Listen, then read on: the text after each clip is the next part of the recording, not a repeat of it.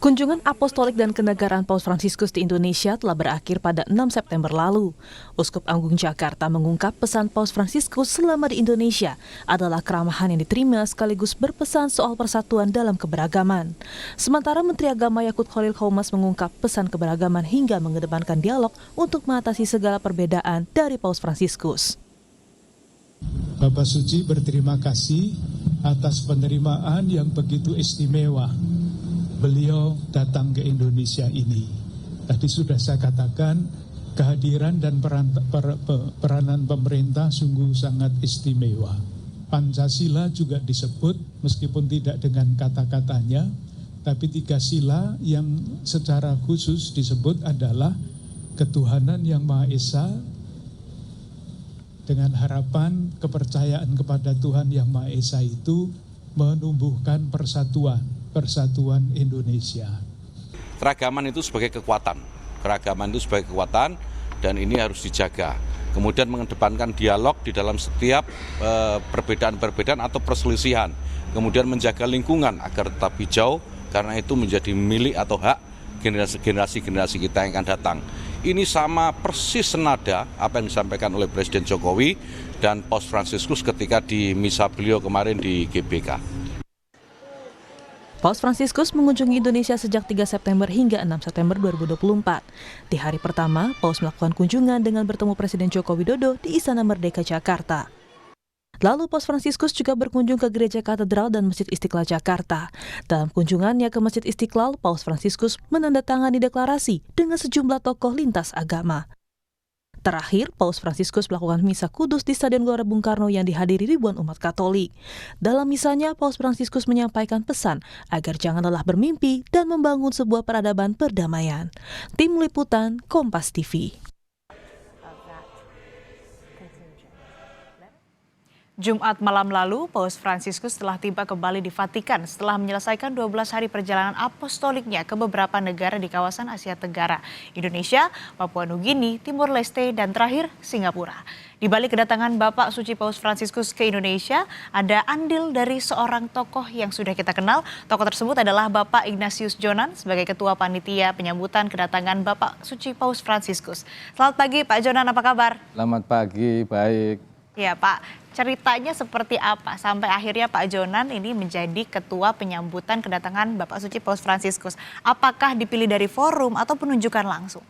Ini penunjukan langsung oleh Konferensi Wali Gereja Indonesia atas rekomendasi dari Kedutaan Besar Vatikan yang di Jakarta. Jadi langsung ya penunjukan langsung dari KWI begitu? Ya, betul. Ada keraguan atau kekhawatiran nggak Pak ketika ditunjuk begitu? Sangat ragu apakah saya mampu memimpin tim untuk kedatangan beliau yang sebenarnya tidak ada referensinya sama sekali di Indonesia, karena kedatangan Paus sebelumnya adalah tahun 1989, di mana sarana prasarana dan kondisinya kemasyarakatan, sosial politik juga sangat berbeda. Jadi penunjukan itu kapan Pak? Tepat? Bulan Januari. Bulan Januari. Tahun 2024. Tahun ini ya. Langsung menyiapkan segala sesuatu. Betul. Begitu ya. Ada cerita apa ya Pak? Cerita yang menarik misalnya ada kesulitan atau kendala yang dialami dalam mempersiapkan kedatangan Paus seperti apa? Tantangannya banyak karena acaranya itu dari selama 8 bulan ini terus berubah ya. Jadi ada yang ditambah, ada yang digeser jadwalnya ya, dan juga ini kan karena acaranya kalau mulai dari ketibaan atau kedatangan sampai kepulangan itu kira-kira itu 13 acara ya. 13 acara dengan 4 acara pribadi yang di Kedutaan Besar Vatikan. Nah, ini tantangannya luar biasa ya. Karena setiap acara itu pesertanya beda. Ya, baik dari misalnya di Istiqlal kan beda pesertanya dengan yang misa di GBK. Ya. Lalu misa pribadi di Nunciatura juga yang umat yang datang juga setiap kali beda. Pertemuan dengan Jesuit beda lagi dan sebagainya. Ini yang multifaceted audience ini yang harus di manage. Dan juga tantangan yang besar adalah dari segi keamanan menurut saya, ya, bahwa karena arahan dari Vatikan bahwa beliau tidak ingin menggunakan kendaraan yang menggunakan persenjataan, tidak ingin kendaraan yang ada yang lapis baja atau anti peluru, ya, kacanya akan dibuka, dan itu sudah diberitahu sebelumnya bahwa kacanya pasti akan dibuka. Kalau ada kerumunan orang pasti dibuka, ya kecuali di jalan tol, ya. Karena Paus akan menyapa juga begitu. Betul, ya, menyambut ya. Di sepanjang jalan Paus Sepanjang tiba jalan, begitu betul. ya. Tapi yang jadi pertanyaan ini Pak, ada kendala juga nggak dari Vatikannya sendiri? Kendala dari Vatikan sih relatif tidak ada sih, ya. Nggak ada ya? Tidak ada, kendalanya tidak ada, hanya guidance-nya sangat detail sih. Jadi diskusinya atau dialog tentang persiapannya sangat detail, jadi dan juga bertahap. Oke. Nah, ini kan persiapan, dana, kemudian juga akomodasi lah untuk kedatangan Paus Fransiskus ke Indonesia ini dari umat Pak, atau seperti apa? Iya, ini kami mengumpulkan kira-kira 56 miliar itu berasal dari kontribusi umat. Ya, jadi ya kalau kontribusi umat ya kan nggak usah diumumkan di koran ya atau di medsos. Jadi diam-diam aja gitu ya. Kan kalau memberi mestinya nggak usah cerita lah gitu ya. Itu kira-kira. Berarti ini semuanya dari umat, dipersiapkan sematang mungkin begitu ya Pak. Detail-detail apa saja yang diperhatikan sama Pak Jonan begitu dalam menyusun nanti penyambutan kedatangan Paus selama kunjungan juga dari tanggal 3 September sampai 6 September, apa aja detail yang diperhatikan? Oke. Yang pertama itu karena beliau melakukan kunjungan ini adalah kunjungan sebagai kepala negara yang pertama, jadi kunjungan kenegaraan. Yang kedua adalah kunjungan apostolik, jadi kunjungan kepada umatnya. Yang ketiga, ini beliau ini sebenarnya juga kunjungan kepada masyarakat atau bangsa Indonesia. Ya. Jadi dari situ kami melihat bahwa satu, ada kesepakatan dengan pemerintah yang luar biasa, pemerintah sangat mendukung bahwa kedua belah pihak ini mestinya bisa saling support ya supaya kunjungan ini baik. Ya, itu yang pertama. Detail yang diperhatikan banyak sekali ya. Jadi mulai yang paling besar itu masalah keamanan. Ya, masalah kondisi sosial politiknya bagaimana, lalu masalah venue. Ya, venue ini sarana, prasarana, pengunjung ya. Termasuk sampai dengan masalah alat pengeras suara misalnya, ya, alat pengeras suara, lalu kabelnya bagaimana, makanannya bagaimana, ketertibannya bagaimana dan sebagainya, sampai dress code dan sebagainya ini sampai kita pikirkan betul-betul, dan juga transportasinya, kendaraannya, gitu. Kendaraan untuk menyapa umat di GBK dan di Stadion Madia juga luar biasa, ya kan? Betul. Nah, itu dibuat di Pindad. Terima kasih sekali kepada Bapak Prabowo yang mendukung pembuatan Jeep Maung ya. Itu langsung dibuat special made gitu untuk kunjungan Sri Paus ya. Mestinya Pindad juga senang lah ya. Jadi ditandatangani itu, selesai mobilnya tanda tangani, mungkin masuk museum di Pindad untuk display gitu. Itu bagus sekali. Detail sekali ya Pak ini. Detail. Dan yang menarik nih, saya tuh pengen tahu banget, kenapa sampai akhirnya dipilih Innova Zenix itu? Karena dari sekian banyak mobil yang dipakai dan sering dipakai oleh masyarakat Indonesia, kenapa akhirnya milih itu gitu, mobil tersebut? Dan kenapa Paus bisa sampai duduk di depan? Ceritanya bagaimana? Kan sebetulnya kalau mau menyapa umat, menyapa masyarakat Indonesia yang menyambut itu kan bisa saja dari kursi belakang begitu ya. Itu gimana ceritanya Pak? Iya. Jadi sebenarnya ini kami diskusi panjang sekitar 3 bulan terakhir sebelum kunjungan beliau dengan tim ajunya Vatikan.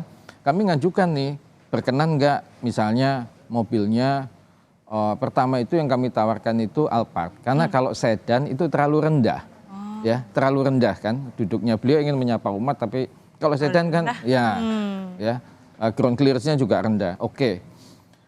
Ditolak, terlalu mewah.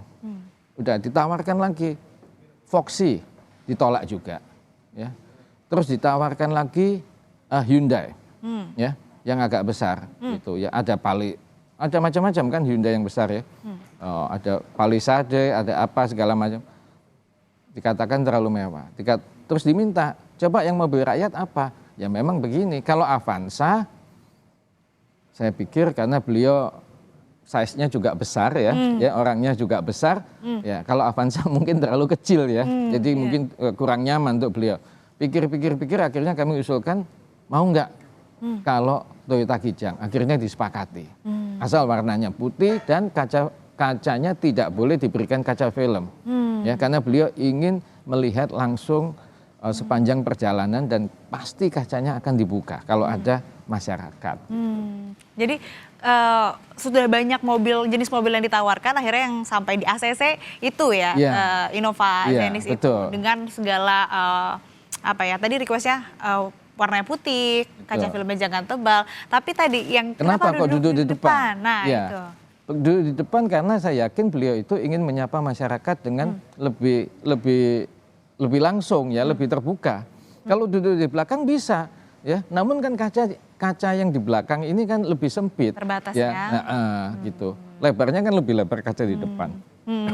Artinya memang ini kenapa bisa duduk di depan karena memang lebih ingin dekat menyapa umat, menyapa masyarakat yang kan mulai kedatangan loh.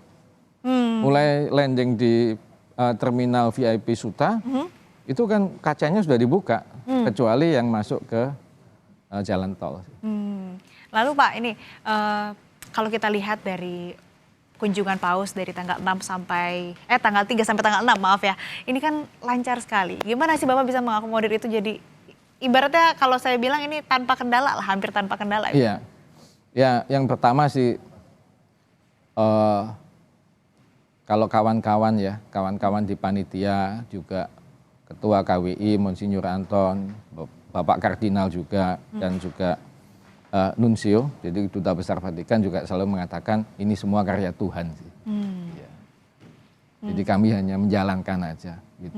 Karena detailnya banyak sekali ya, misalnya dari cuaca, bagaimana kita mengatur cuaca kan nggak mungkin. Iya, gitu ya. Mengatur traffic itu dengan harapan bahwa karena kemajemukan Indonesia ini bagaimana masyarakat dilarang misalnya di pinggir jalan kan nggak mungkin ya. Dan saya yakin yang misalnya ingin melihat kendaraan Paus lewat pelan-pelan dan dibuka kacanya itu saya yakin bukan hanya umat Katolik ya, gitu. Ya, jadi ini yang kita ini semua karya Tuhan lah bisa baik ini. Ya, dibalik segala upaya, usaha dan juga persiapan yang dilakukan sematang mungkin dengan berbagai pihak begitu ya Pak, dengan sedetail mungkin, tapi tadi itu juga ada andil ya, tidak terlepas dari andil Tuhan yang sangat besar begitu sampai akhirnya bisa membuat rangkaian kunjungan Paus Fransiskus sangat lancar bahkan tanpa kendala begitu ya Pak. Nah, saya juga ingin tahu selama kunjungan Paus ke Indonesia, Pak Jonan sempat berbincang langsung nggak, ada pandangan dari Paus Fransiskus tentang Indonesia seperti apa? Oke. Saya tidak memiliki kesempatan berbincang panjang dengan beliau. Namun kalau dari homili dari sambutan beliau di dalam misa di GBK ya, atau lalu juga dalam percakapan dengan korps diplomatik dan juga dalam acara lain misalnya di Istiqlal, di Katedral, di Geraha Pemuda, di KWI, itu beliau selalu mengatakan bahwa satu perlu menjaga kebinekaan ini sebagai suatu aset yang besar ya. Yang kedua itu adanya keimanan atau keyakinan atau keimanan kepada Tuhan Yang Maha Esa dalam bentuk agama apapun ya. Juga beliau juga menyebutkan adanya persaudaraan ya. Jadi ini persaudaraan ini kalau saya mengartikan pribadi sih ini harus ada rasa saling membutuhkan dan saling melengkapi ya. Jadi brotherhood atau sisterhood lah ya. Nah, yang terakhir itu bela rasa atau cinta kasih. Ini mesti ada. Jadi kalau ada konflik untuk menghindari ya harus ada dialog dan sebagainya. Kan ini beliau tidak mengkritik, beliau tidak mengharuskan begini begitu ya, tapi beliau menyarankan harus ada dialog dan ada bela rasa, ada empati lah gitu. Ya tadi sempat disinggung juga beberapa hal mungkin yang memang ini menggambarkan Indonesia sekali ya, Bhinneka Tunggal Ika. Betul. Nah, pertanyaannya Pak, Paus ini sempat mencoba makanan khas Indonesia nggak selama di Jakarta kemarin? Oh, kalau di Kedutaan Besar Vatikan itu saya tidak tahu karena memang dirahasiakan. Tapi kalau di pesawat Garuda dan sebagainya pasti ditawari, ya pasti ditawarin. Dan saya yakin beliau juga mencicipi 1-2 lah. Jadi sebetulnya ada lah ya satu makanan khas Indonesia yang dicoba. Kebudayaan juga Pak mungkin ada yang dilihat ataupun juga diperhatikan sama Paus begitu, kebudayaan Indonesia. Kalau kebudayaan sih banyak ya, kebudayaan banyak. Jadi beliau misalnya di acara di Geraha Pemuda, juga di Istiqlal, ya, dan juga di KWI, juga acara misa dan sebagainya, memang selalu diminta bahwa kita juga menampilkan warna budaya setempat gitu. Makanya kalau lihat di misa, wah semua ada yang pakai pakaian adat dan sebagainya, itu. Tapi ada yang disampaikan kayak ini paling berkesan apa gitu sama Paus? Oh, kalau satu spesifik acara nggak ada, ya. Beliau hanya menyebutkan bahwa penerimaan beliau, kunjungan beliau di Indonesia ini sangat berkesan sih. Secara keseluruhan itu ya very impressive lah, ya very impressive. Kan ini mohon maaf umat Katolik hanya sekitar 3% di Indonesia, 3,5% mungkin. Ya ini impresif sekali sih penerimaannya itu, ternyata seluruh masyarakat itu ya ini luar biasa juga menyambut beliau. Luar biasa ya, jadi Paus juga punya kesan mendalam tentang Indonesia. Oh sangat mendalam. Tidak lepas juga dari tadi akomodasi yang diberikan sama Pak Jonan ini luar biasa ya, berhasil begitu ya. Nah Pak Jonan juga kan ini menerima penghargaan Ordo Gregorius Agung kalau saya. Betul. Tugasnya apa sih Pak itu? Sebenarnya bukan tugas ya, tapi ini penghargaan gereja terhadap apa yang sudah saya lakukan untuk masyarakat ya, dan juga untuk kepentingan gereja itu. Nah, tentunya tidak ada tugas khusus ya, tidak ada tugas khusus, hanya ya secara moral kalau diminta untuk membantu kegiatan gereja dimanapun ya tentunya saya harus tidak diharapkan tidak menyatakan tidak bersedia sih. Jadi sebisa saya lah. Gitu. Oke. Ini kan juga Pak, saya melihat dari apa yang Pak Jonan lakukan untuk penyambutan kedatangan Paus Fransiskus dan juga kunjungan selama tanggal 3 sampai tanggal 6 kan ini luar biasa ya, merhatikan hal-hal detail. Bahkan kalau di Singapura itu masih ada, kalau saya lihat ya Pak, kalau saya nggak salah itu ada polisi tidur, masih ada 3 polisi tidur. Kalau di sini kan lancar banget gitu ya Pak. Yeah. Ada yang mau disampaikan nggak Pak untuk generasi muda selanjutnya yang mungkin nanti akan juga menjadi ketua panitia penyambutan seperti Pak Jonan untuk kedatangan Paus selanjutnya? Ada yang mau disampaikan? Terima kasih. Ini saya kira hari ini juga Kompas TV juga tahu ya bahwa banyak dari panitia itu merasa atau yakinlah bahwa penugasan ini hanya penugasan sekali seumur hidup. Ya. Usia saya sudah 61 lebih. Kalau nanti pausnya 20 tahun lagi datang ke sini, mungkin saya udah tidak relevan. Kalau masih hidup loh, ya. Jadi udah 81. Ya, Pak Lili Utama juga usianya juga 59 kali, ya. Kalau 20 tahun lagi 79 pasti nggak masuk di panitia dan sebagainya. Nah, bagi generasi muda saya menyarankan bahwa apabila ada kedatangan paus lagi di sini, kita sebaiknya itu melayani dengan baik tanpa membuat paus itu jauh dari masyarakat. Itu yang penting, ya. Karena seperti saya katakan, ini selalu paus kalau berkunjung di satu negara itu, yang pertama adalah kunjungan kenegaraan kepada pemerintah. Yang kedua adalah kunjungan apostolik, yaitu kunjungan kepada umat. Ya. Yang ketiga itu kunjungan kepada masyarakat. Ya. Jadi beliau itu tidak menganggap ini hanya khusus untuk orang Katolik. Ya. Untuk bangsa dan negara, nah ini yang paling penting gitu. Ya memang persiapannya kalau acaranya belasan, ya sudah kita jalankan. Gitu. Gitu. Iya. Artinya ini untuk generasi muda, untuk yang nanti akan melanjutkan atau mungkin akan menjadi ketua panitia penyambutan paus selanjutnya. Yang tadi paling harus diperhatikan, jangan membuat paus jauh dari masyarakat. Karena kunjungan paus tidak hanya kunjungan kenegaraan, tidak hanya kunjungan apostolik, tapi juga kunjungan ke masyarakat, ingin dekat dengan masyarakat, dan tidak hanya umat Katolik, tapi juga seluruh umat ya. Betul. Di negara yang dikunjungi oleh paus itu sendiri. Terima kasih Pak Jonan sudah berbagi ceritanya selama mempersiapkan begitu ya kedatangan sampai dengan juga rangkaian kunjungan Paus Fransiskus di Indonesia, di Jakarta khususnya. Terima kasih banyak Pak Jonan, sehat selalu. Sehat selalu, selamat pagi. Ya.